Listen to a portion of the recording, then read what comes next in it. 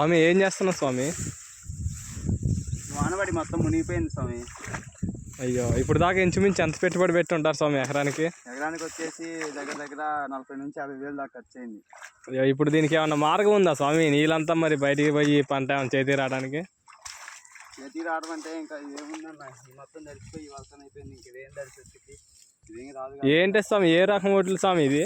ఇది సాంబాసర్ అని చెప్పేసి తినడానికి ఉపయోగపడుతుంది.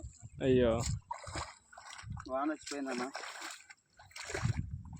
ఆరు కాలం చేసి ఉపయోగం లేకుండా అయిపోయింది. ఇంచుమించుగా మీరు ఎంత అండి కౌలు చేసింది ఈ సంవత్సరం ఇదంతా? ఇది మొత్తం వచ్చేసి 11 ఎకరాల దాకా ఉంటుంది. 11 ఎకరాలు మొత్తం పడిపోయిందండి వరి? 11 ఎకరాలు మొత్తం పడిపోయింది అండి. అయ్యో, చూస్తున్నారు కదండి, ఇది మొత్తం వీరమాచినేని బాబు గారు కౌలు చేశారు ఈ సంవత్సరం మాగాడి. ఎంతో దుఃఖంలోకి మనం చూడబోతుంటే ఇదంతా కోతకు వచ్చినట్టు మొత్తం కోతకే వచ్చింది. 10 రోజులు గోపియాలి లెక్క ప్రకారం. అయితే